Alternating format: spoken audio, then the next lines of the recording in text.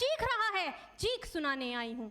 परम आदरणीय सभापति महोदय, मंचासीन निर्णायक मंडल समिति एवं उपस्थित मेरे प्यारे साथियों, मैं आरक्षी खुशबू चौहान केंद्रीय रिजर्व पुलिस बल आज सदन की राय से असहमत होते हुए वक्ता विपक्ष में अपने विचार प्रस्तुत करूंगी।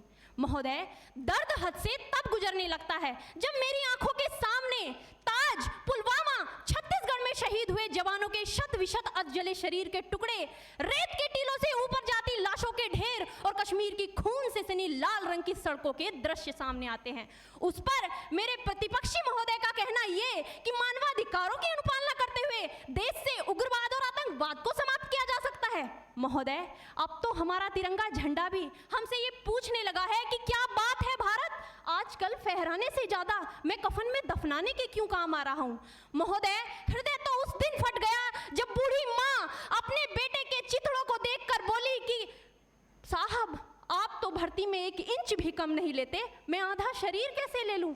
महोदय, आज इन मानवाधिकारों के कारण इन आतंकियों के बंगलों की आकाओं की नाकफनी हंसती है और शहीद हुए हमारे जवानों के आंगन की तुलसी रोती है। जब एक शहीद हुए जवान की विधवा की वेदना चीख चीख कर ये कहती है कि प्यार भी भरपूर गया, मांग का सिंदूर गया, नन्हे नौनिहालों की लंगोटियां चली गई, छोटी छोटी बेटियों की चोटियां चली गई और आपके लिए तो एक आदमी मरा है साहब, मेरे घर की तो रोटियां ही चली गई।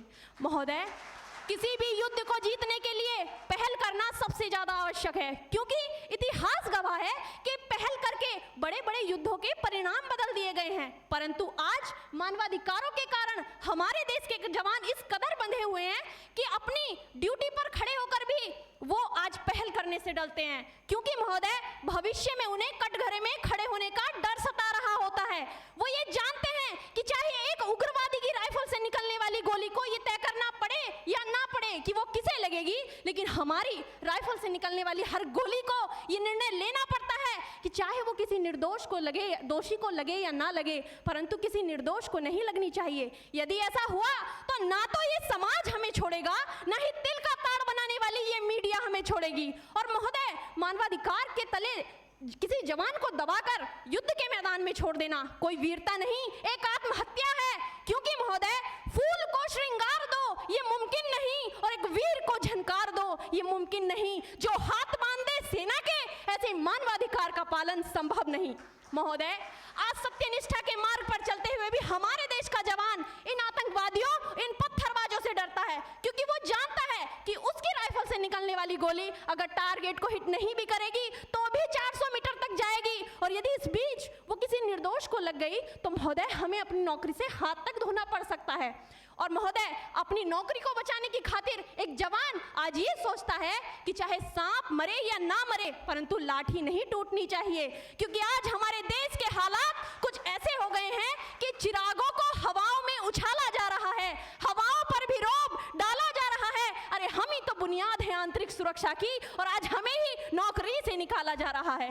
महोदय, जब पुलवामा में 44 जवान शहीद हुए, छत्तीसगढ़ में 76 जवान शहीद हुए, तो कोई भी मानवाधिकार की दुहाई देने वाला हमारे पक्ष में आकर खड़ा नहीं हुआ। परंतु जब जेएनयू विश्वविद्यालय में एक देशद्रोही के द्वारा भारत तेरे टुकड़े होंगे, अफजल हम शर्मिंदा हैं जैसे देशद्रोही नारे लगते हैं, तो सारे मानवाधिकार के ज्ञाता आकर उसके पक्ष में खड़े हो जाते हैं। तभी तो क्या कहा था उस देशद्रोही ने कि तुम एक अफजल को मारोगे, हर घर से अफजल निकलेगा। तो मैं भारत की बेटी अपनी भारतीय सेना की तरफ से आज ये ऐलान करती हूँ कि उस घर में घुसकर मारेंगे जिस घर से अफजल निकलेगा, वो कोख नहीं पलने देंगे जिस कोख से अफजल निकलेगा। उठो देश के वीर जवानों, तुम सिंह बनकर दहाड़ दो और एक तिरंगा झंडा उस कन्हैया के सीने में गाड़ दो। महोदय, अंत में अपनी वाणी को विराम की ओर ले जाते हुए मैं सिर्फ इतना ही कहना चाहूंगी कि मुझे अफसोस है अपने देश की न्यायिक प्रक्रिया पर, जहां आज भी रात के 12 बजे अजमल कसाब जैसे आतंकी के लिए सर्वोच्च न्यायालय के दरवाजे खोल दिए जाते हैं। ऐसे देश से मानवाधिकारों की अनुपालना करते हुए आतंकवाद और उग्रवाद से कभी नहीं निपटा जा सकता।